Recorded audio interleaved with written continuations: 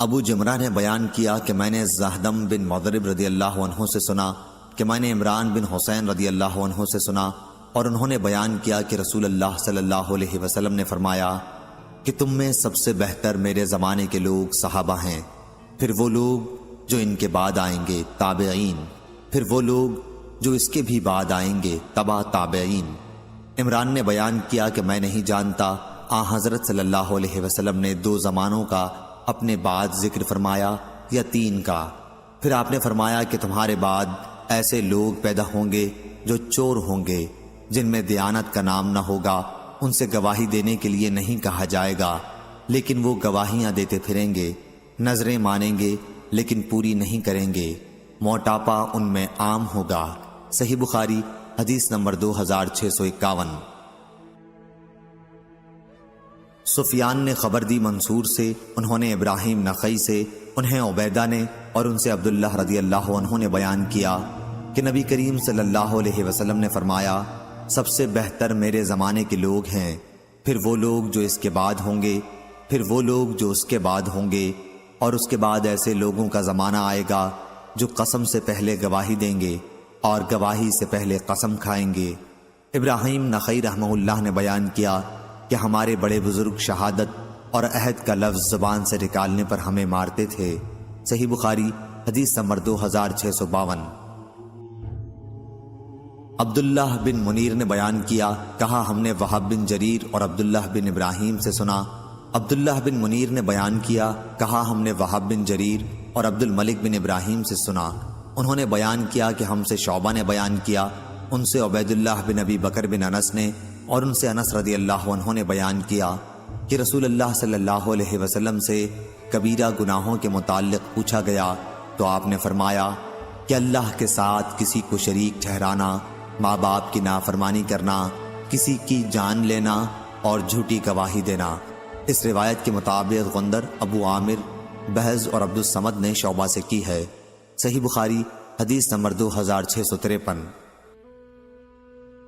جریری نے بیان کیا، ان سے عبد الرحمن بن ابی بکرہ نے، اور ان سے ان کے باپ نے بیان کیا کہ رسول اللہ صلی اللہ علیہ وسلم نے فرمایا کیا میں تم لوگوں کو سب سے بڑے گناہ نہ بتاؤں؟ 3 بار آپ نے اسی طرح فرمایا۔ صحابہ نے عرض کیا ہاں یا رسول اللہ۔ آپ نے فرمایا اللہ کا کسی کو شریک ٹھہرانا، ماں باپ کی نافرمانی کرنا۔ آپ اس وقت تک ٹیک لگائے ہوئے تھے، لیکن اب آپ سیدھے بیٹھ گئے اور فرمایا ہاں، اور جھوٹی گواہی بھی۔ انہوں نے بیان کیا کہ آن حضرت صلی اللہ علیہ وسلم نے اس جملے کو اتنی مرتبہ دہرایا کہ ہم کہنے لگے کاش آپ خاموش ہو جاتے۔ اسماعیل بن ابراہیم نے بیان کیا، ان سے جریری نے بیان کیا، اور ان سے عبد الرحمن نے بیان کیا۔ صحیح بخاری حدیث نمبر 2654۔ عیسیٰ بن یونس نے خبر دی، انہیں ہشام نے، انہیں ان کے باپ نے، اور ان سے عائشہ رضی اللہ عنہا نے بیان کیا کہ نبی کریم صلی اللہ علیہ وسلم نے ایک شخص کو مسجد میں قرآن پڑھتے سنا تو فرمایا کہ ان پر اللہ تعالی رحم فرمائے۔ مجھے انہوں نے اس وقت فلاں اور فلاں آیتیں یاد دلا دیں جنہیں میں فلاں فلاں صورتوں میں سے بھول گیا تھا۔ عباد بن عبداللہ رضی اللہ عنہ نے اپنی روایت میں عائشہ رضی اللہ عنہا سے یہ زیادتی نقل کی ہے کہ نبی کریم صلی اللہ علیہ وسلم نے میرے گھر میں تہجد کی نماز پڑھی۔ اس وقت آپ نے عباد رضی اللہ عنہ کی آواز سنی کہ وہ مسجد میں نماز پڑھ رہے ہیں۔ آپ نے پوچھا عائشہ کیا یہ عباد کی آواز ہے؟ میں نے کہا جی ہاں۔ آپ نے فرمایا اے اللہ عباد پر رحم فرما۔ صحیح بخاری حدیث نمبر 2655۔ ابن شہاب نے خبر دی سالم بن عبداللہ سے، اور ان سے عبداللہ بن عمر رضی اللہ عنہ نے بیان کیا کہ رسول کریم صلی اللہ علیہ وسلم نے فرمایا بلال رضی اللہ عنہ رات میں اذان دیتے ہیں، اس لیے تم لوگ سحری کھا پی سکتے ہو یہاں تک کہ فجر کے لیے دوسری اذان پکاری جائے، یا یہ فرمایا یہاں تک کہ عبداللہ ابن ام مکتوم رضی اللہ عنہ کی آواز، یا یہ فرمایا یہاں تک کہ عبداللہ ابن مکتوم رضی اللہ عنہ کی اذان سن لو۔ عبداللہ ابن ام مکتوم نابینا تھے، اور جب تک ان سے کہا نہ جاتا صبح ہو گئی ہے وہ اذان نہیں دیتے تھے۔ صحیح بخاری حدیث نمبر 2656۔ ایوب نے بیان کیا عبداللہ بن ابی ملیکہ سے، اور ان سے مسعود بن مخرمہ رضی اللہ عنہ نے بیان کیا کہ نبی کریم صلی اللہ علیہ وسلم کے یہاں چند قبائیں آئیں تو مجھ سے میرے باپ مخرمہ رضی اللہ عنہ نے کہا کہ میرے ساتھ رسول اللہ صلی اللہ علیہ وسلم کی خدمت میں چلو، ممکن ہے آپ ان میں سے کوئی مجھے بھی عنایت فرمائیں۔ میرے والد حضور اکرم صلی اللہ علیہ وسلم کے گھر پہنچ کر دروازے پر کھڑے ہو گئے اور باتیں کرنے لگے۔ آپ نے ان کی آواز پہچان لی اور باہر تشریف لائے۔ آپ کے پاس ایک قبا بھی تھی، آپ اس کی خوبیاں بیان کرنے لگے اور فرمایا کہ میں نے یہ تمہارے ہی لیے الگ کر رکھی تھی، صرف تمہارے ہی لیے۔ صحیح بخاری حدیث نمبر 2657۔ زید نے خبر دی، انہیں ایاز بن عبداللہ نے اور انہیں ابو سعید خدری رضی اللہ عنہ نے کہ نبی کریم صلی اللہ علیہ وسلم نے فرمایا، کیا عورت کی گواہی مرد کی گواہی کے آدھے کے برابر نہیں ہے؟ ہم نے عرض کیا کیوں نہیں؟ آپ نے فرمایا کہ یہی تو ان کی عقل کا نقصان ہے۔ صحیح بخاری حدیث نمبر 2658۔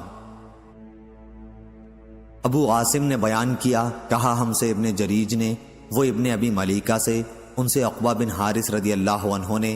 دوسری سند امام بخاری نے کہا اور ہم سے علی بن عبداللہ نے بیان کیا، کہا ہم سے یحییٰ بن سعید نے بیان کیا، ان سے ابن جریج نے بیان کیا کہ میں نے ابن ابی ملیکہ سے سنا، کہا کہ مجھ سے عقبہ بن حارث رضی اللہ عنہ نے بیان کیا، یا یہ کہا کہ میں نے یہ حدیث ان سے سنی کہ انہوں نے ام یحییٰ بنت ابی احاب سے شادی کی تھی۔ انہوں نے بیان کیا کہ پھر ایک سیاہ رنگ والی باندی آئی اور کہنے لگی کہ میں نے تم دونوں کو دودھ پلایا ہے۔ میں نے اس کا ذکر رسول اللہ صلی اللہ علیہ وسلم سے کیا تو آپ نے میری طرف سے منہ پھیر لیا، پس میں جدا ہو گیا۔ میں نے پھر آپ کے سامنے جا کر اس کا ذکر کیا تو آپ نے فرمایا، اب نکاح کیسے باقی رہ سکتا ہے جبکہ تمہیں اس عورت نے بتا دیا ہے کہ اس نے تم دونوں کو دودھ پلایا تھا۔ چنانچہ آپ نے انہیں ام یحییٰ کو اپنے ساتھ رکھنے سے منع فرما دیا۔ صحیح بخاری حدیث نمبر 2659۔ عقبہ بن حارث نے بیان کیا کہ میں نے ایک عورت سے شادی کی تھی، پھر ایک عورت آئی اور کہنے لگی کہ میں نے تم دونوں کو دودھ پلایا تھا، اس لیے میں نبی کریم صلی اللہ علیہ وسلم کی خدمت میں حاضر ہوا۔ آپ نے فرمایا کہ جب تمہیں بتا دیا گیا کہ ایک ہی عورت تم دونوں کی دودھ کی ماں ہے تو پھر اب اور کیا صورت ہو سکتی ہے؟ اپنی بیوی کو اپنے سے جدا کر دے، یا اسی طرح کے الفاظ آپ نے فرمائے۔ صحیح بخاری حدیث نمبر 2660۔ ابو ربیع سلمان بن داؤد نے بیان کیا، امام بخاری نے کہا کہ اس حدیث کے بعض مطالب مجھ کو امام احمد بن یونس نے سمجھائے۔ کہا ہم سے فلیح بن سلیمان نے بیان کیا، ان سے ابن شہاب ظاہری نے بیان کیا، ان سے عروہ بن زبیر، سعید بن مسیب، علقمہ بن وقاص لیسی اور عبید اللہ بن عبداللہ بن عتبہ نے، اور ان سے نبی کریم صلی اللہ علیہ وسلم کی زوجہ مطہرہ حضرت عائشہ رضی اللہ عنہا نے وہ قصہ بیان کیا جب تہمت لگانے والوں نے ان پر تہمت لگائی، لیکن اللہ تعالیٰ نے خود انہیں اس سے بری قرار دیا۔ ظاہری نے بیان کیا کہ ظاہری سے بیان کرنے والے جن کا سند میں ظاہری کے بعد ذکر ہے، تمام راویوں نے عائشہ رضی اللہ عنہا کی اس حدیث کا ایک ایک حصہ بیان کیا تھا۔ بعض راویوں کو بعض دوسرے راویوں سے حدیث زیادہ یاد تھی اور وہ بیان بھی زیادہ بہتر طریقے پر کر سکتے تھے۔ بہرحال ان سب راویوں سے میں نے یہ حدیث پوری طرح محفوظ کر لی تھی جسے وہ عائشہ رضی اللہ عنہا سے بیان کرتے تھے۔ ان راویوں میں ہر ایک کی روایت سے دوسرے راوی کی تصدیق ہوتی تھی۔ ان کا بیان تھا کہ عائشہ رضی اللہ عنہا نے کہا، رسول اللہ صلی اللہ علیہ وسلم جب سفر میں جانے کا ارادہ کرتے تو اپنی بیویوں کے درمیان قرعہ ڈالتے، جس کا پانسا نکلتا سفر میں وہی آپ کے ساتھ جاتی۔ چنانچہ ایک غزوہ کے موقع پر جس میں آپ بھی شرکت کر رہے تھے، آپ صلی اللہ علیہ وسلم نے قرعہ ڈلوایا اور میرا نام نکلا۔ اب میں آپ کے ساتھ تھی۔ یہ واقعہ پردے کی آیت کے نازل ہونے کے بعد کا ہے۔ خیر میں ایک ہودج میں سوار رہتی، اسی میں بیٹھے بیٹھے مجھ کو اتارا جاتا تھا۔ اس طرح ہم چلتے رہے۔ پھر جب رسول اللہ صلی اللہ علیہ وسلم جہاد سے فارغ ہو کر واپس ہوئے اور ہم مدینے کے قریب پہنچ گئے تو ایک رات آپ نے کوچ کا اعلان کروایا۔ میں یہ حکم سنتے ہی اٹھی اور لشکر سے آگے بڑھ گئی۔ جب حاجت سے فارغ ہوئی تو کجاوے کے پاس آ گئی۔ وہاں پہنچ کر جو میں نے اپنا سینہ ٹٹولا تو میرا اظفار کے کالے نگینوں کا ہار موجود نہیں تھا، اس لیے میں وہاں دوبارہ پہنچی جہاں قضائے حاجت کے لیے گئی تھی۔ اس عرصے میں وہ اصحاب جو مجھے سوار کراتے تھے آئے اور میرا ہودج اٹھا کر میرے اونٹ پر رکھ دیا۔ وہ یہی سمجھے کہ میں اس میں بیٹھی ہوں۔ ان دنوں عورتیں ہلکی پھلکی ہوتی تھیں، بھاری بھرکم نہیں۔ گوشت ان میں زیادہ نہیں رہتا تھا کیونکہ بہت معمولی غذا کھاتی تھیں، اس لیے ان لوگوں نے جب ہودج کو اٹھایا تو انہیں اس کے بوجھ میں کوئی فرق معلوم نہیں ہوا۔ میں یوں بھی نوعمر لڑکی تھی، چنانچہ اصحاب نے اونٹ کو ہانک دیا اور خود بھی اس کے ساتھ چلنے لگے۔ جب لشکر روانہ ہو چکا تو مجھے اپنا ہار ملا اور میں پڑاؤ کی جگہ آئی، لیکن وہاں کوئی آدمی موجود نہ تھا، اس لیے میں اس جگہ گئی جہاں پہلے میرا قیام تھا کہ جب وہ لوگ مجھے نہیں پائیں گے تو یہیں لوٹ کے آئیں گے۔ اپنی جگہ پہنچ کر میں یوں ہی بیٹھی ہوئی تھی کہ میری آنکھ لگ گئی اور میں سو گئی۔ صفوان بن معطل سلمہ ثم ذکوانی رضی اللہ عنہ لشکر کے پیچھے تھے، جو لشکریوں کی گری پڑی چیزوں کو اٹھا کر انہیں ان کے مالک تک پہنچانے کی خدمت کے لیے مقرر تھے۔ وہ میری طرف سے گزرے تو ایک سوئے ہوئے انسان کا سایہ نظر پڑا، اس لیے اور قریب پہنچے۔ پردے کے حکم سے پہلے وہ مجھے دیکھ چکے تھے۔ ان کے انا للہ پڑھنے سے میں بیدار ہو گئی۔ آخر انہوں نے اپنا اونٹ بٹھایا اور اس کے اگلے پاؤں کو موڑ دیا تاکہ بلا کسی مدد کے میں خود سوار ہو سکوں۔ چنانچہ میں سوار ہو گئی۔ اب وہ اونٹ پر مجھے بٹھائے ہوئے خود اس کے آگے آگے چلنے لگے۔ اسی طرح ہم جب لشکر کے قریب پہنچے تو لوگ بھری دوپہر میں آرام کے لیے پڑاؤ ڈال چکے تھے۔ اتنی ہی بات تھی جس کی بنیاد پر جسے ہلاک ہونا تھا وہ ہلاک ہوا، اور تہمت کے معاملے میں پیش پیش عبداللہ بن ابی ابن سلول منافق تھا۔ پھر ہم مدینے آ گئے اور میں 1 مہینے تک بیمار رہی۔ تہمت لگانے والوں کی باتوں کا خوب چرچا ہو رہا تھا۔ اپنی اس بیماری کے دوران مجھے اس سے بھی بڑا شبہ ہوتا تھا کہ ان دنوں رسول اللہ صلی اللہ علیہ وسلم کا وہ لطف و کرم بھی میں نہیں دیکھتی تھی جن کا مشاہدہ اپنی پچھلی بیماریوں میں کر چکی تھی۔ پس آپ گھر میں جب آتے تو سلام کرتے اور صرف اتنا دریافت فرما لیتے، مزاج کیسا ہے؟ جو باتیں تہمت لگانے والے پھیلا رہے تھے ان میں سے کوئی بات مجھے معلوم نہیں تھی۔ جب میری صحت کچھ ٹھیک ہوئی تو ایک رات میں مستاح کے ساتھ مناصے کی طرف گئی۔ یہ ہماری قضائے حاجت کی جگہ تھی، ہم یہاں صرف رات ہی میں آتے تھے۔ یہ اس زمانے کی بات ہے جب ابھی ہمارے گھروں کے قریب بیت الخلاء نہیں بنے تھے۔ میدان میں جانے کے سلسلے میں قضائے حاجت کے لیے ہمارا طرز عمل قدیم عرب کی طرح تھا۔ میں اور مستاح بنت ابی رحم چل رہے تھے کہ وہ اپنی چادر میں الجھ کر گر پڑی اور ان کی زبان سے نکل گیا، مستاح برباد ہو۔ میں نے کہا، بری بات آپ نے اپنی زبان سے نکالی، ایسے شخص کو برا کہہ رہی ہیں آپ جو بدر کی لڑائی میں شریک تھا۔ وہ کہنے لگی، اے جو کچھ ان سب نے کہا ہے وہ آپ نے نہیں سنا۔ پھر انہوں نے تہمت لگانے والوں کی ساری باتیں سنائیں اور ان باتوں کو سن کر میری بیماری اور بڑھ گئی۔ میں جب اپنے گھر واپس ہوئی تو رسول اللہ صلی اللہ علیہ وسلم اندر تشریف لائے اور دریافت فرمایا، مزاج کیسا ہے؟ میں نے عرض کیا کہ آپ مجھے والدین کے یہاں جانے کی اجازت دیجیے۔ اس وقت میرا ارادہ یہ تھا کہ ان سے اس خبر کی تحقیق کروں گی۔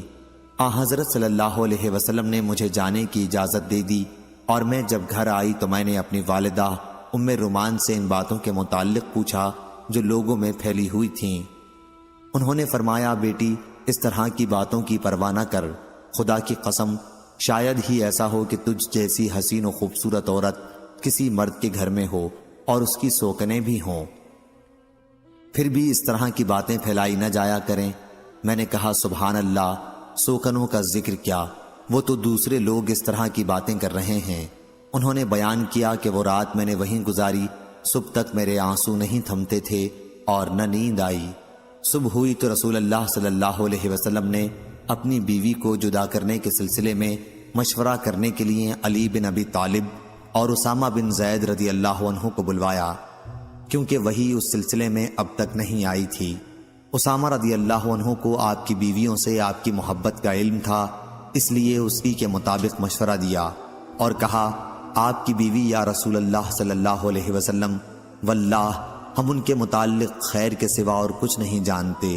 حضرت علی رضی اللہ عنہ نے کہا، یا رسول اللہ صلی اللہ علیہ وسلم، اللہ تعالیٰ نے آپ پر کوئی تنگی نہیں کی ہے، عورتیں ان کے سوا بھی بہت ہیں، باندی سے بھی آپ دریافت فرما لیجئے، وہ سچی بات بیان کریں گی۔ چنانچہ رسول اللہ صلی اللہ علیہ وسلم نے بریرہ رضی اللہ عنہ کو بلایا جو عائشہ رضی اللہ عنہ کی خاص خادمہ تھی، اور دریافت فرمایا، بریرہ کیا تم نے عائشہ میں کوئی ایسی چیز دیکھی ہے جس سے تمہیں شبہ ہوا ہو؟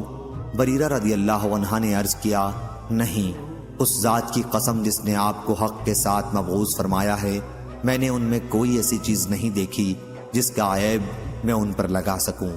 اتنی بات ضرور ہے کہ وہ 9 عمر لڑکی ہیں، آٹا گوندھ کر سو جاتی ہیں، پھر بکری آتی ہے اور کھا لیتی ہے۔ رسول اللہ صلی اللہ علیہ وسلم نے اسی دن عبداللہ بن ابی بن سلول کے بارے میں مدد چاہی۔ آپ نے فرمایا، ایک ایسے شخص کے بارے میں میری کون مدد کرے گا جس کی اذیت اور تکلیف دہی کا سلسلہ اب میری بیوی کے معاملے تک پہنچ چکا ہے۔ اللہ کی قسم، اپنی بیوی کے بارے میں خیر کے سوا اور کوئی چیز مجھے معلوم نہیں۔ پھر نام بھی اس معاملے میں انہوں نے ایک ایسے آدمی کا لیا ہے جس کے متعلق بھی میں خیر کے سوا اور کچھ نہیں جانتا۔ خود میرے گھر میں جب بھی وہ آئے ہیں تو میرے ساتھ ہی آئے۔ یہ سن کر سعد بن معاذ رضی اللہ عنہ کھڑے ہوئے اور عرض کیا، کیا رسول اللہ صلی اللہ علیہ وسلم، واللہ میں آپ کی مدد کروں گا۔ اگر وہ شخص جس کے متعلق تہمت لگانے کا آپ نے اشارہ فرمایا ہے اوس قبیلے سے ہوگا تو ہم اس کی گردن مار دیں گے، کیونکہ سعد رضی اللہ عنہ خود قبیلہ اوس کے سردار تھے۔ اور اگر وہ خزرج کا آدمی ہوا تو آپ ہمیں حکم دیں، جو بھی آپ کا حکم ہوگا ہم تعمیل کریں گے۔ اس کے بعد سعد بن عبادہ رضی اللہ عنہ کھڑے ہوئے جو قبیلہ خزرج کے سردار تھے، حالانکہ اس سے پہلے اب تک بہت صالح تھے، لیکن اس وقت سعد بن معاذ رضی اللہ عنہ کی بات پر حمیت سے غصہ ہو گئے تھے، اور سعد بن معاذ رضی اللہ عنہ سے کہنے لگے، خدا کے دوام و بقا کی قسم، تم جھوٹ بولتے ہو، نہ تم اسے قتل کر سکتے ہو اور نہ تمہارے اندر اس کی طاقت ہے۔ پھر اسید بن حضیر رضی اللہ عنہ کھڑے ہوئے سعد بن معاذ رضی اللہ عنہ کے چچا زاد بھائی، اور کہا، خدا کی قسم ہم اسے قتل کر دیں گے اگر رسول اللہ صلی اللہ علیہ وسلم کا حکم ہوا۔ کوئی شبہ نہیں رہ جاتا کہ تم بھی منافق ہو، کیونکہ منافقوں کی طرفداری کر رہے ہو۔ اس پر اوس و خزرج دونوں قبیلوں کے لوگ اٹھ کھڑے ہوئے اور آگے بڑھنے ہی والے تھے کہ رسول اللہ صلی اللہ علیہ وسلم جو ابھی تک ممبر پر تشریف رکھتے تھے ممبر سے اترے اور لوگوں کو نرم کیا۔ اب سب لوگ خاموش ہو گئے اور آپ بھی خاموش ہو گئے۔ میں اس دن بھی روتی رہی، نہ میرے آنسو تھمتے تھے اور نہ نیند آتی تھی۔ پھر میرے پاس میرے ماں باپ آئے، میں 2 راتوں اور 1 دن سے برابر روتی رہی تھی۔ ایسا معلوم ہوتا تھا کہ روتے روتے میرے دل کے ٹکڑے ہو جائیں گے۔ انہوں نے بیان کیا کہ ماں باپ میرے پاس بیٹھے ہوئے تھے کہ ایک انصاری عورت نے اجازت چاہی اور میں نے انہیں اندر آنے کی اجازت دے دی، اور وہ بھی میرے ساتھ بیٹھ کر رونے لگی۔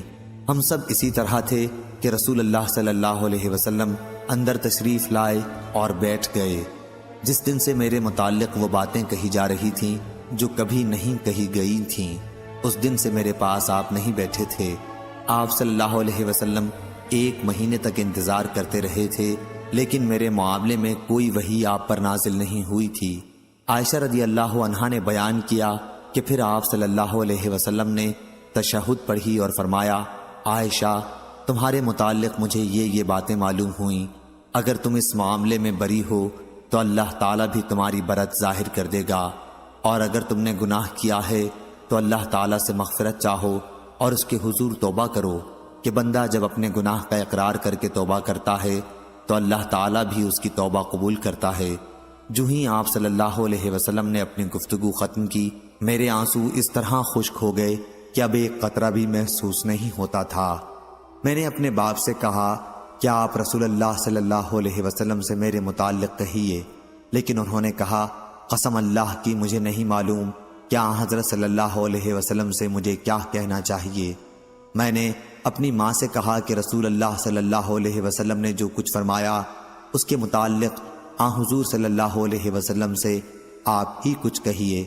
انہوں نے بھی یہی فرما دیا کہ قسم اللہ کی مجھے معلوم نہیں کہ مجھے رسول اللہ صلی اللہ علیہ وسلم سے کیا کہنا چاہیے۔ انہوں نے بیان کیا کہ میں 9 عمر لڑکی تھی، قرآن مجھے زیادہ یاد نہیں تھا۔ میں نے کہا، اللہ گواہ ہے مجھے معلوم ہوا کہ آپ لوگوں نے بھی لوگوں کی افواہ سنی ہے اور آپ لوگوں کے دلوں میں وہ بات بیٹھ گئی ہے اور اس کی تصدیق بھی آپ لوگ کر چکے ہیں۔ اس لیے اب اگر میں کہوں کہ میں اس بہتان سے بری ہوں اور اللہ خوب جانتا ہے کہ میں واقعی اس سے بری ہوں، تو آپ لوگ میرے اس معاملے میں تصدیق نہیں کریں گے۔ لیکن اگر میں گناہ کو اپنے ذمہ لے لوں، حالانکہ اللہ تعالیٰ خوب جانتا ہے کہ میں اس سے بری ہوں، تو آپ لوگ میری بات کی تصدیق کر دیں گے۔ قسم اللہ کی، میں اس وقت اپنی اور آپ لوگوں کی کوئی مثال یوسف علیہ السلام کے والد یعقوب علیہ السلام کے سوا نہیں پاتی کہ انہوں نے بھی فرمایا تھا، پس صبر جمیل، صبر ہی بہتر ہے، اور جو کچھ تم کہتے ہو اس معاملے میں میرا مددگار اللہ تعالیٰ ہے۔ اس کے بعد بستر پر میں نے اپنا رخ دوسری طرف کر لیا اور مجھے امید تھی کہ خود اللہ تعالیٰ میری برت کرے گا، لیکن میرا یہ خیال کبھی نہ تھا کہ میرے متعلق وہی نازل ہوگی۔ میری اپنی نظر میں حیثیت اس سے بہت معمولی تھی کہ قرآن مجید میں میرے متعلق کوئی آیت نازل ہو۔ ہاں، مجھے اتنی امید ضرور تھی کہ آپ کوئی خواب دیکھیں گے جس میں اللہ تعالیٰ مجھے بری فرما دے گا۔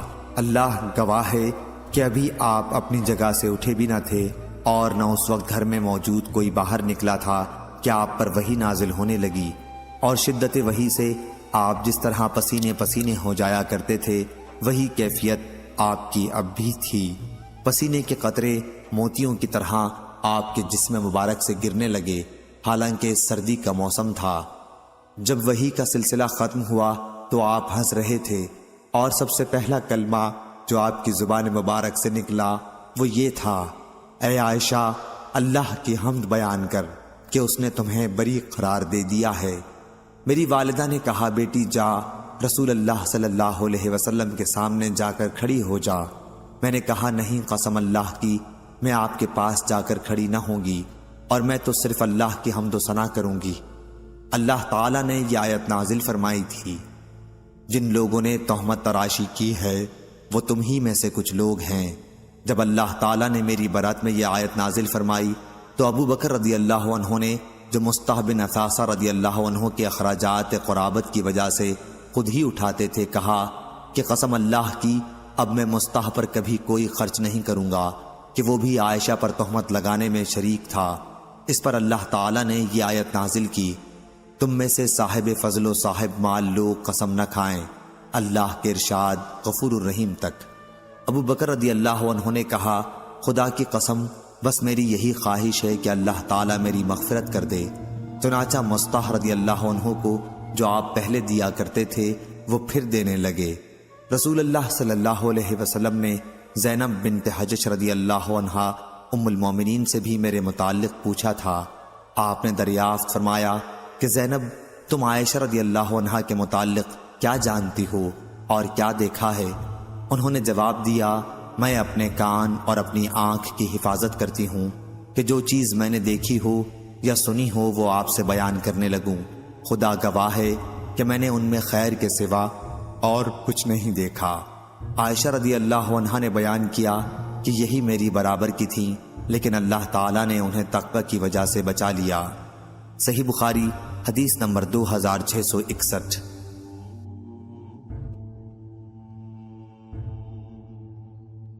خالد حذا نے بیان کیا، ان سے عبد الرحمن بن ابی بکرہ نے اور ان سے ان کے باپ نے بیان کیا کہ ایک شخص نے رسول کریم صلی اللہ علیہ وسلم کے سامنے دوسرے شخص کی تعریف کی تو آپ نے فرمایا، افسوس، تو نے اپنے ساتھی کی گردن کاٹ ڈالی، تو نے اپنے ساتھی کی گردن کاٹ ڈالی۔ کئی مرتبہ آپ نے اسی طرح فرمایا۔ پھر فرمایا کہ اگر کسی کے لیے اپنے کسی بھائی کی تعریف کرنی ضروری ہو جائے تو یوں کہے کہ میں فلاں شخص کو ایسا سمجھتا ہوں، آگے اللہ خوب جانتا ہے، میں اللہ کے سامنے کسی کو بے عیب نہیں کہہ سکتا، میں سمجھتا ہوں وہ ایسا ہے اگر اس کا حال جانتا ہو۔ صحیح بخاری حدیث نمبر 2662۔ ابو موسیٰ اشعری رضی اللہ عنہ نے بیان کیا کہ رسول کریم صلی اللہ علیہ وسلم نے سنا کہ ایک شخص دوسرے کی تعریف کر رہا تھا اور مبالغے سے کام لے رہا تھا، تو رسول اللہ صلی اللہ علیہ وسلم نے فرمایا کہ تم لوگوں نے اس شخص کو ہلاک کر دیا، اس کی پشت توڑ دی۔ صحیح بخاری حدیث نمبر 2663۔ نافع نے بیان کیا، انہوں نے کہا کہ ہم سے عبداللہ بن عمر رضی اللہ عنہ نے بیان کیا کہ احد کی لڑائی کے موقع پر وہ رسول اللہ صلی اللہ علیہ وسلم کے سامنے جنگ پر جانے کے لیے پیش ہوئے تو انہیں اجازت نہیں ملی۔ اس وقت ان کی عمر 14 سال تھی۔ پھر غزوہ خندق کے موقع پر پیش ہوئے تو اجازت مل گئی۔ اس وقت ان کی عمر 15 سال تھی۔ نافع نے بیان کیا کہ جب میں عمر بن عبدالعزیز رحمہ اللہ کے یہاں ان کی خلافت کے زمانے میں گیا تو میں نے ان سے یہ حدیث بیان کی تو انہوں نے فرمایا کہ چھوٹے اور بڑے کے درمیان 15 سال ہی کی حد ہے۔ پھر انہوں نے اپنے حاکموں کو لکھا کہ جس بچے کی عمر 15 سال کی ہو جائے اس کا فوجی وظیفہ بیت المال سے مقرر کر دیں۔ صحیح بخاری حدیث نمبر 2664۔ سفیان نے بیان کیا، انہوں نے کہا ہم سے صفوان بن سلیم نے بیان کیا، ان سے عطا بن یسار نے اور ان سے ابو سعید خدری رضی اللہ عنہ نے کہ نبی کریم صلی اللہ علیہ وسلم نے فرمایا ہر بالغ پر جمعے کے دن غسل واجب ہے۔ صحیح بخاری حدیث نمبر 2665۔ ابن ابی ملیکہ نے بیان کیا کہ ابن عباس رضی اللہ عنہ نے لکھا تھا نبی کریم صلی اللہ علیہ وسلم نے مدعا علیہ کے لیے قسم کھانے کا فیصلہ کیا تھا۔ صحیح بخاری حدیث نمبر 2668۔ اکرمہ نے بیان کیا اور ان سے ابن عباس رضی اللہ عنہ نے بیان کیا کہ ہلال بن امیہ رضی اللہ عنہ نے نبی کریم صلی اللہ علیہ وسلم کے سامنے اپنی بیوی پر شریک بن صحمہ کے ساتھ تہمت لگائی تو آپ نے فرمایا کہ اس پر گواہ لا ورنہ تمہاری پیٹھ پر حد لگائی جائے گی۔ انہوں نے کہا یا رسول اللہ، کیا ہم میں سے کوئی شخص اگر اپنی عورت دوسرے کو دیکھے گا تو گواہ ڈھونڈنے دوڑے گا؟ حضرت صلی اللہ علیہ وسلم برابر یہی فرماتے رہے کہ گواہ لا ورنہ تمہاری پیٹھ پر حد لگائی جائے گی۔ پھر لعان کی حدیث کا ذکر کیا۔ صحیح بخاری حدیث نمبر 2671۔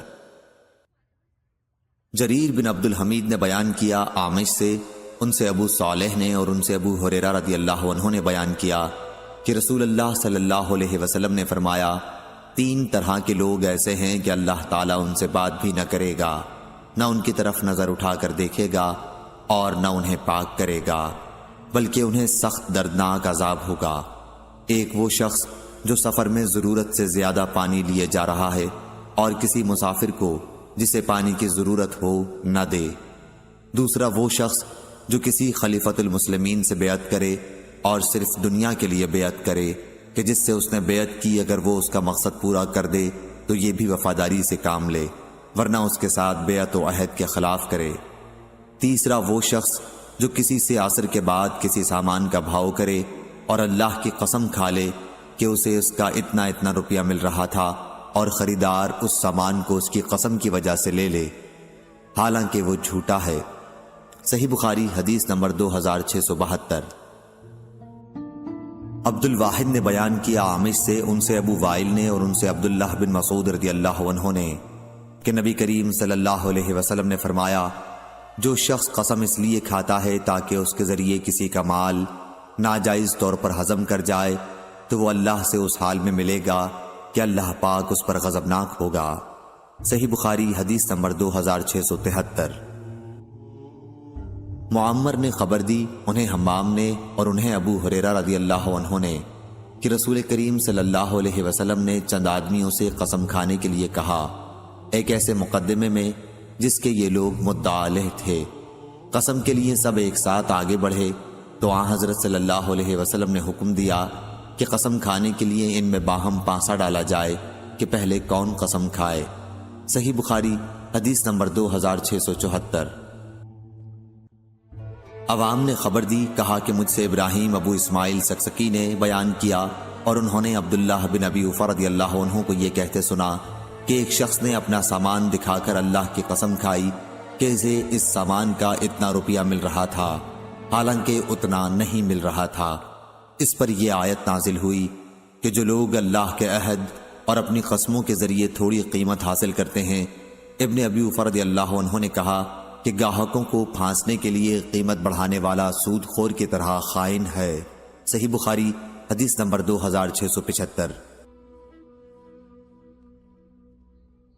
امام مالک نے بیان کیا ان سے ان کے چچا ابو سہیل نے، ان سے ان کے والد نے، اور انہوں نے طلحہ بن عبید اللہ رضی اللہ عنہ سے سنا۔ آپ نے بیان کیا کہ ایک صاحب زمام بن ثعلبہ نبی کریم صلی اللہ علیہ وسلم کی خدمت میں آئے اور اسلام کے متعلق پوچھنے لگے۔ حضرت صلی اللہ علیہ وسلم نے فرمایا، دن اور رات میں 5 نمازیں ادا کرنا۔ اس نے پوچھا، کیا اس کے علاوہ بھی مجھ پر کچھ نماز اور ضروری ہے؟ آپ نے فرمایا کہ نہیں، یہ دوسری بات ہے کہ تم نفل پڑھو۔ پھر رسول کریم صلی اللہ علیہ وسلم نے فرمایا، اور رمضان کے روزے ہیں۔ اس نے پوچھا، کیا اس کے علاوہ بھی مجھ پر کچھ روزے واجب ہیں؟ آپ نے فرمایا نہیں، سوا اس کے جو تم اپنے طور پر نفل رکھو۔ طلحہ رضی اللہ عنہ نے بیان کیا کہ ان کے سامنے رسول اللہ صلی اللہ علیہ وسلم نے زکوٰۃ کا بھی ذکر کیا، تو انہوں نے پوچھا، کیا جو فرض زکوٰۃ آپ نے بتائی ہے اس کے علاوہ بھی مجھ پر کوئی خیرات واجب ہے؟ حضرت صلی اللہ علیہ وسلم نے فرمایا کہ نہیں، سوا اس کے جو تم خود اپنی طرف سے نفل دو۔ اس کے بعد وہ صاحب یہ کہتے ہوئے جانے لگے کہ اللہ گواہ ہے، نہ میں ان میں کوئی زیادتی کروں گا اور نہ کوئی کمی۔ رسول اللہ صلی اللہ علیہ وسلم نے فرمایا، اگر اس نے سچ کہا ہے تو کامیاب ہوا۔ صحیح بخاری حدیث نمبر 2678۔ چویریہ نے بیان کیا، انہوں نے کہا کہ نافع نے حضرت عبداللہ بن عمر رضی اللہ عنہ سے بیان کیا کہ نبی کریم صلی اللہ علیہ وسلم نے فرمایا، اگر کسی کو قسم کھانی ہی ہے تو اللہ تعالیٰ ہی کی قسم کھائے، ورنہ خاموش رہے۔ صحیح بخاری حدیث نمبر 2679۔ عبداللہ بن مسلمہ نے بیان کیا امام مالک سے، ان سے ہشام بن عروہ نے، ان سے ان کے باپ نے، ان سے زینب نے، اور ان سے ام سلمہ رضی اللہ عنہا نے کہ رسول کریم صلی اللہ علیہ وسلم نے فرمایا، تم لوگ میرے یہاں اپنے مقدمات لاتے ہو، اور کبھی ایسا ہوتا ہے کہ ایک تم میں دوسرے سے دلیل بیان کرنے میں بڑھ کر ہوتا ہے، قوت بیانیہ بڑھ کر رکھتا ہے، پھر میں اس کو اگر اس کے بھائی کا حق غلطی سے دلا دوں تو وہ حلال نہ سمجھے، اس کو نہ لے، میں اس کو دوزخ کا ایک ٹکڑا دلا رہا ہوں۔ صحیح بخاری حدیث نمبر 2680۔ ابراہیم بن سعد نے بیان کیا، ان سے صالح بن کیسان نے، ان سے ابن شہاب نے، ان سے عبید اللہ بن عبداللہ نے کہ عبداللہ بن عباس رضی اللہ عنہ نے انہیں خبر دی۔ انہوں نے بیان کیا کہ انہیں ابو سفیان رضی اللہ عنہ نے خبر دی کہ ہرقل نے ان سے کہا تھا کہ میں نے تم سے پوچھا تھا کہ وہ محمد صلی اللہ علیہ وسلم تمہیں کس بات کا حکم دیتے ہیں، تو تم نے بتایا کہ وہ تمہیں نماز، سچائی، عفت، عہد کے پورا کرنے اور امانت کے ادا کرنے کا حکم دیتے ہیں، اور یہ نبی کی صفات ہیں۔ صحیح بخاری حدیث نمبر 2681۔ ابو سہیل نافع بن مالک بن ابی عامر نے بیان کیا، ان سے ان کے باپ نے بیان کیا، اور ان سے ابو ہریرہ رضی اللہ عنہ نے بیان کیا کہ رسول اللہ صلی اللہ علیہ وسلم نے فرمایا، منافق کی 3 نشانیاں ہیں، جب بات کہی تو جھوٹ کہی، امانت دی گئی تو اس میں خیانت کی، اور وعدہ کیا تو اسے پورا نہیں کیا۔ صحیح بخاری حدیث نمبر 2682۔ جابر بن عبداللہ رضی اللہ عنہ نے بیان کیا، کہا نبی کریم صلی اللہ علیہ وسلم کی وفات کے بعد حضرت ابو بکر رضی اللہ عنہ کے پاس بحرین کے عامل علاب بن حضرمی رضی اللہ عنہ کی طرف سے مال آیا۔ ابو بکر رضی اللہ عنہ نے اعلان کرا دیا کہ جس کسی کا بھی نبی کریم صلی اللہ علیہ وسلم پر کوئی قرض ہو یا حضرت صلی اللہ علیہ وسلم کا اس سے وعدہ ہو تو وہ ہمارے پاس آئے۔ جابر رضی اللہ عنہ نے بیان کیا کہ اس پر میں نے ان سے کہا کہ مجھ سے رسول اللہ صلی اللہ علیہ وسلم نے وعدہ فرمایا تھا کہ آپ صلی اللہ علیہ وسلم اتنا اتنا مال مجھے عطا فرمائیں گے۔ چنانچہ حضرت ابو بکر رضی اللہ عنہ نے 3 مرتبہ اپنے ہاتھ بڑھائے اور میرے ہاتھ پر 500، پھر 500، پھر 500 گن دیے۔ صحیح بخاری حدیث نمبر 2683۔ سعید بن جبیر نے بیان کیا کہ حیرہ کے یہودی نے مجھ سے پوچھا، موسیٰ علیہ السلام نے اپنے مہر کے ادا کرنے میں کون سی مدت پوری کی تھی، یعنی 8 سال کی یا 10 سال کی، جن کا قرآن میں ذکر ہے؟ میں نے کہا کہ مجھے معلوم نہیں، ہاں عرب کے بڑے عالم کی خدمت میں حاضر ہو کر پوچھ لوں تو پھر تمہیں بتا دوں گا۔ چنانچہ میں نے ابن عباس رضی اللہ عنہ سے پوچھا تو انہوں نے بتایا کہ آپ نے بڑی مدت پوری کی، 10 سال کی، جو دونوں مدتوں میں بہتر تھی۔ رسول اللہ صلی اللہ علیہ وسلم بھی جب کسی سے وعدہ کرتے تو پورا کرتے تھے۔ صحیح بخاری حدیث نمبر 2684۔ لیث نے بیان کیا یونس سے، ان سے ابن شہاب نے، ان سے عبید اللہ بن عبداللہ بن عتبہ نے کہ ابن عباس رضی اللہ عنہ نے کہا، اے مسلمانوں، اہل کتاب سے تم کیوں سوالات کرتے ہو، حالانکہ تمہاری کتاب جو تمہارے نبی صلی اللہ علیہ وسلم پر نازل ہوئی ہے اللہ تعالیٰ کی طرف سے سب سے بعد میں نازل ہوئی ہے، تم اسے پڑھتے ہو اور اس میں کسی قسم کی آمیزش بھی نہیں ہوئی ہے۔ اللہ تعالیٰ تو تمہیں پہلے ہی بتا چکا ہے کہ اہل کتاب نے اس کتاب کو بدل دیا جو اللہ تعالیٰ نے انہیں دی تھی، اور خود ہی اس میں تغیر کر دیا، اور پھر کہنے لگے یہ کتاب اللہ کی طرف سے ہے۔ ان کا مقصد اس سے صرف یہ تھا کہ اس طرح تھوڑی پونجی دنیا کی حاصل کر سکیں۔ پس کیا جو علم قرآن تمہارے پاس آیا ہے وہ تم کو ان اہل کتاب سے پوچھنے کو نہیں روکتا؟ اللہ کی قسم، ہم نے ان کے کسی آدمی کو کبھی نہیں دیکھا کہ وہ ان آیات کے متعلق تم سے پوچھتا ہو جو تم پر تمہارے نبی کے ذریعے نازل کی گئی ہیں۔ صحیح بخاری حدیث نمبر 2685۔ شعبی نے بیان کیا، انہوں نے نعمان بن بشیر رضی اللہ عنہ سے سنا، وہ کہتے تھے کہ نبی کریم صلی اللہ علیہ وسلم نے فرمایا، اللہ کی حدود میں سستی برتنے والے اور اس میں مبتلا ہو جانے والے کی مثال ایک ایسی قوم کی سی ہے جس نے ایک کشتی پر سفر کرنے کے لیے جگہ کے بارے میں قرآن دازی کی، پھر نتیجے میں کچھ لوگ نیچے سوار ہوئے اور کچھ لوگ اوپر۔ نیچے کے لوگ پانی لے کر اوپر کی منزل سے گزرتے تھے اور اس سے اوپر والوں کو تکلیف ہوتی تھی۔ اس خیال سے نیچے والا ایک آدمی کلہاڑی سے کشتی کا نیچے کا حصہ کاٹنے لگا تاکہ نیچے ہی سے سمندر کا پانی لے لیا کرے۔ اب اوپر والے آئے اور کہنے لگے کہ یہ کیا کر رہے ہو؟ اس نے کہا کہ تم لوگوں کو میرے اوپر آنے جانے سے تکلیف ہوتی تھی اور میرے لیے بھی پانی ضروری تھا۔ اب اگر انہوں نے نیچے والے کا ہاتھ پکڑ لیا تو انہیں بھی نجات دی اور خود بھی نجات پائی، لیکن اگر اسے یوں ہی چھوڑ دیا تو انہیں بھی ہلاک کیا اور خود بھی ہلاک ہو گئے۔ صحیح بخاری حدیث نمبر 2686۔ شعیب نے خبر دی زہری سے، ان سے خارجہ بن زید انصاری نے بیان کیا کہ ان کی رشتہ دار ایک عورت ام اولا نامی نے، جنہوں نے رسول اللہ صلی اللہ علیہ وسلم سے بیعت بھی کی تھی، انہیں خبر دی کہ انصار نے مہاجرین کو اپنے یہاں ٹھہرانے کے لیے پانسے ڈالے تو عثمان بن مظعون رضی اللہ عنہ کا قیام ہمارے حصے میں آیا۔ ام اولا رضی اللہ عنہا نے کہا کہ پھر عثمان بن مظعون رضی اللہ عنہ ہمارے گھر ٹھہرے اور کچھ مدت بعد وہ بیمار پڑ گئے۔ ہم نے ان کی تیمارداری کی مگر کچھ دن بعد ان کی وفات ہو گئی۔ جب ہم انہیں کفن دے چکے تو رسول اللہ صلی اللہ علیہ وسلم تشریف لائے۔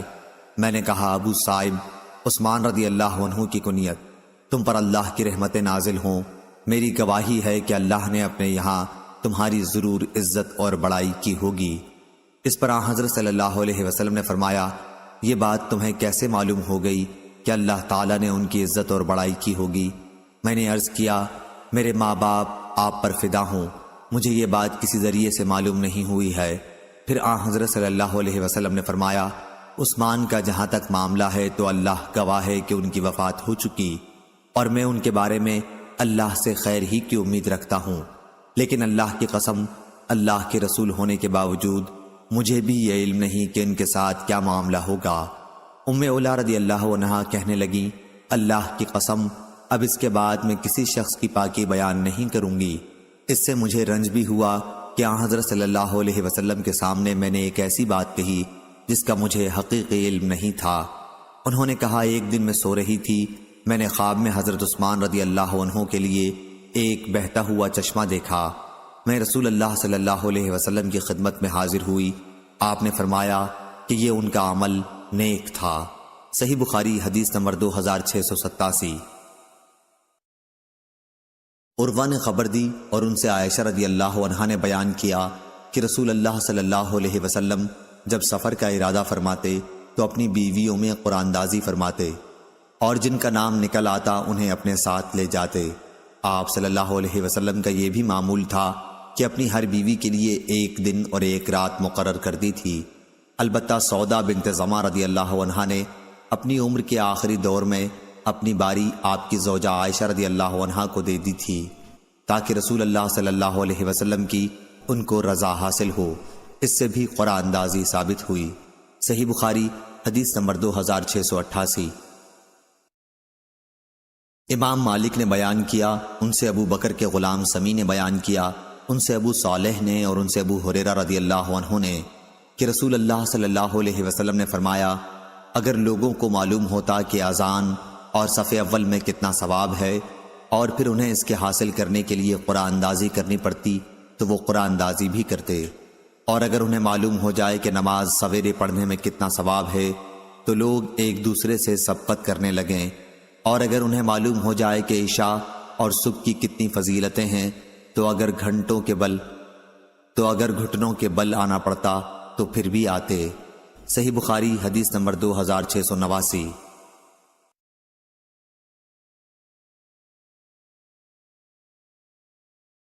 سہل بن سعد رضی اللہ عنہ نے بیان کیا کہ قبا کے بنو عمرو بن عوف میں آپس میں کچھ تکرار ہو گئی تو رسول اللہ صلی اللہ علیہ وسلم اپنے کئی اصحاب کو ساتھ لے کر ان کے یہاں ان میں صلح کرانے کے لیے گئے، اور نماز کا وقت ہو گیا لیکن آپ تشریف نہ لا سکے۔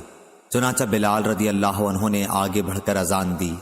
ابھی تک چونکہ آن حضرت صلی اللہ علیہ وسلم تشریف نہیں لائے تھے، اس لیے وہ آن حضرت صلی اللہ علیہ وسلم ہی کی ہدایت کے مطابق ابو بکر رضی اللہ عنہ کے پاس آئے اور ان سے کہا، حضور صلی اللہ علیہ وسلم وہیں رک گئے ہیں اور نماز کا وقت ہو گیا ہے، کیا آپ لوگوں کو نماز پڑھا دیں گے؟ انہوں نے کہا کہ ہاں اگر تم چاہو۔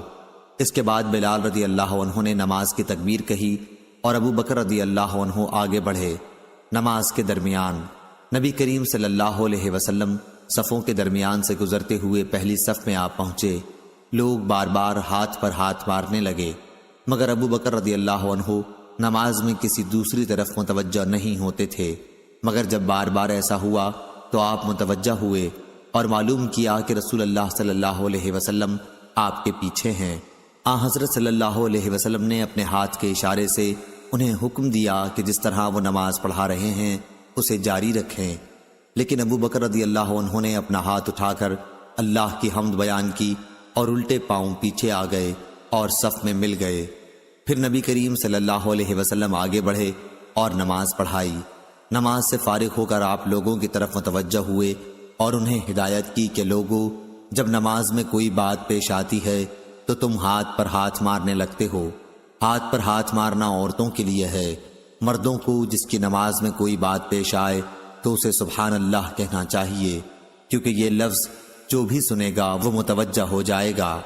اے ابو بکر، جب میں نے اشارہ بھی کر دیا تو پھر آپ لوگوں کو نماز کیوں نہیں پڑھاتے رہے؟ انہوں نے عرض کیا، ابو قحافہ کے بیٹے کے لیے یہ بات مناسب نہ تھی کہ وہ رسول اللہ صلی اللہ علیہ وسلم کے ہوتے ہوئے نماز پڑھائے۔ صحیح بخاری حدیث نمبر 2690۔ معتمر نے بیان کیا، کہا کہ میں نے اپنے باپ سے سنا اور ان سے انس رضی اللہ عنہ نے بیان کیا کہ نبی کریم صلی اللہ علیہ وسلم سے عرض کیا گیا، اگر آپ عبداللہ بن ابی منافق کے یہاں تشریف لے چلتے تو بہتر تھا۔ آن حضرت صلی اللہ علیہ وسلم اس کے یہاں ایک گدھے پر سوار ہو کر تشریف لے گئے۔ صحابہ رضوان اللہ علیہم پیدل آپ کے ہمراہ تھے۔ جدھر سے آپ گزر رہے تھے وہ شور زمین تھی۔ جب نبی کریم صلی اللہ علیہ وسلم اس کے یہاں پہنچے تو وہ کہنے لگا، ذرا آپ دور ہی رہیے، آپ کے گدھے کی بو نے میرا دماغ پریشان کر دیا ہے۔ اس پر ایک انصاری صحابی بولے کہ اللہ کی قسم، رسول اللہ صلی اللہ علیہ وسلم کا گدھا تجھ سے زیادہ خوشبودار ہے۔ عبداللہ منافق کی طرف سے اس کی قوم کا ایک شخص ان صحابی کی اس بات پر غصہ ہو گیا اور دونوں نے ایک دوسرے کو برا بھلا کہا۔ پھر دونوں طرف سے دونوں کے حمایتی مشتعل ہو گئے اور ہاتھا پائی، چھڑی اور جوتے تک نوبت پہنچ گئی۔ ہمیں معلوم ہوا ہے کہ یہ آیت اسی موقع پر نازل ہوئی تھی، اگر مسلمانوں کے دو گروہ آپس میں لڑ پڑیں تو ان میں صلح کرا دو۔ صحیح بخاری حدیث نمبر 2691۔ حمید بن عبد الرحمن نے خبر دی کہ ان کی والدہ ام کلثوم بنت عقبہ نے انہیں خبر دی اور انہوں نے نبی کریم صلی اللہ علیہ وسلم کو یہ فرماتے سنا تھا کہ جھوٹا وہ نہیں ہے جو لوگوں میں باہم صلح کرانے کی کوشش کرے اور اس کے لیے کسی اچھی بات کی چغلی کھائے یا اسی سلسلے کی اور کوئی اچھی بات کہہ دے۔ صحیح بخاری حدیث نمبر 2692۔ ابو حازم نے بیان کیا اور ان سے سہل بن سعد رضی اللہ عنہ نے بیان کیا کہ قبا کے لوگوں نے آپس میں جھگڑا کیا اور نوبت یہاں تک پہنچی کہ ایک نے دوسرے پر پتھر پھینکے۔ حضرت صلی اللہ علیہ وسلم کو جب اس کی اطلاع دی گئی تو آپ نے فرمایا چلو ہم ان میں صلح کرائیں گے۔ صحیح بخاری حدیث نمبر 2693۔ سفیان ثوری نے بیان کیا ہشام بن عروہ سے، ان سے ان کے والد نے اور ان سے حضرت عائشہ رضی اللہ عنہا نے اللہ تعالیٰ کے اس فرمان کی تفسیر میں فرمایا، اگر کوئی عورت اپنے شوہر کی طرف سے بے توجہی دیکھے تو اس سے مراد ایسا شوہر ہے جو اپنی بیوی میں ایسی چیزیں پائے جو اسے پسند نہ ہوں، عمر کی زیادتی وغیرہ، اس لیے اسے اپنے سے جدا کرنا چاہتا ہو، اور عورت کہے کہ مجھے جدا نہ کرو، نفقہ وغیرہ جس طرح تم چاہو دیتے رہنا، تو انہوں نے فرمایا کہ اگر دونوں اس پر راضی ہو جائیں تو کوئی حرج نہیں ہے۔ صحیح بخاری حدیث نمبر 2694۔ آپ نے بیان کیا ان سے قاسم بن محمد نے اور ان سے عائشہ رضی اللہ عنہا نے بیان کیا کہ رسول اللہ صلی اللہ علیہ وسلم نے فرمایا، جس نے ہمارے دین میں از خود کوئی ایسی چیز نکالی جو اس میں نہیں تھی تو وہ رد ہے۔ اس کی روایت عبداللہ بن جعفر مخرمی اور عبد الواحد بن ابی عون نے سعد بن ابراہیم سے کی ہے۔ صحیح بخاری حدیث نمبر 2697۔ ابو اسحاق نے بیان کیا انہوں نے برا بن عازب رضی اللہ عنہ سے سنا، آپ نے بیان کیا کہ جب رسول اللہ صلی اللہ علیہ وسلم نے حدیبیہ کی صلح قریش سے کی تو اس کی دستاویز حضرت علی رضی اللہ عنہ نے لکھی تھی۔ انہوں نے اس میں لکھا محمد اللہ کے رسول صلی اللہ علیہ وسلم کی طرف سے۔ مشرکین نے اس پر اعتراض کیا کہ لفظ محمد کے ساتھ رسول اللہ نہ لکھو، اگر آپ رسول ہوتے تو ہم آپ سے لڑتے ہی کیوں؟ حضرت صلی اللہ علیہ وسلم نے حضرت علی رضی اللہ عنہ سے فرمایا کہ رسول اللہ کا لفظ مٹا دو۔ علی رضی اللہ عنہ نے کہا کہ میں نے کہا کہ میں تو اسے نہیں مٹا سکتا، تو حضرت صلی اللہ علیہ وسلم نے خود اپنے ہاتھ سے وہ لفظ مٹا دیا اور مشرکین کے ساتھ اس شرط پر صلح کی کہ آپ اپنے اصحاب کے ساتھ آئندہ سال 3 دن کے لیے مکہ آئیں اور ہتھیار میان میں رکھ کر داخل ہوں۔ شاگردوں نے پوچھا کہ جلبان الصلاح جس کا یہاں ذکر ہے کیا چیز ہوتی ہے؟ تو انہوں نے بتایا کہ میان اور جو چیز اس کے اندر ہوتی ہے اس کا نام جلبان ہے۔ صحیح بخاری حدیث نمبر 2698۔ برا بن عازب رضی اللہ عنہ نے بیان کیا کہ رسول اللہ صلی اللہ علیہ وسلم نے ذی قعدہ کے مہینے میں عمرے کا احرام باندھا، لیکن مکے والوں نے آپ کو شہر میں داخل نہیں ہونے دیا۔ آخر صلح اس پر ہوئی کہ آئندہ سال آپ مکے میں 3 روز قیام کریں گے۔ جب صلح نامہ لکھا جانے لگا تو اس میں لکھا گیا کہ یہ وہ صلح نامہ ہے جو محمد رسول اللہ صلی اللہ علیہ وسلم نے کیا ہے، لیکن مشرکین نے کہا کہ ہم تو اسے نہیں مانتے، اگر ہمیں علم ہو جائے کہ آپ اللہ کے رسول ہیں تو ہم آپ کو نہ روکیں، بس آپ صرف محمد بن عبداللہ ہیں۔ حضرت صلی اللہ علیہ وسلم نے فرمایا کہ میں رسول اللہ بھی ہوں اور محمد بن عبداللہ بھی ہوں۔ اس کے بعد آپ نے علی رضی اللہ عنہ سے فرمایا کہ رسول اللہ صلی اللہ علیہ وسلم کا لفظ مٹا دو۔ انہوں نے عرض کیا نہیں، خدا کی قسم میں تو یہ لفظ کبھی نہ مٹاؤں گا۔ آخر آپ نے خود دستاویز لی اور لکھا کہ یہ اس کی دستاویز ہے کہ محمد بن عبداللہ نے اس شرط پر صلح کی ہے کہ مکے میں وہ ہتھیار میان میں رکھے بغیر داخل نہ ہوں گے۔ اگر مکہ کا کوئی شخص ان کے ساتھ جانا چاہے گا تو وہ اسے ساتھ نہ لے جائیں گے، لیکن اگر ان کے اصحاب میں سے کوئی شخص مکے میں رہنا چاہے گا تو اسے وہ نہ روکیں گے۔ جب آئندہ سال آپ مکے میں تشریف لے گئے اور مکے میں قیام کی مدت پوری ہو گئی تو قریش علی رضی اللہ عنہ کے پاس آئے اور کہا کہ اپنے صاحب سے کہیے کہ مدت پوری ہو گئی ہے اور اب وہ ہمارے یہاں سے چلے جائیں۔ چنانچہ نبی کریم صلی اللہ علیہ وسلم مکے سے روانہ ہونے لگے۔ اس وقت حمزہ رضی اللہ عنہ کی ایک بچی چچا چچا کرتی آئیں۔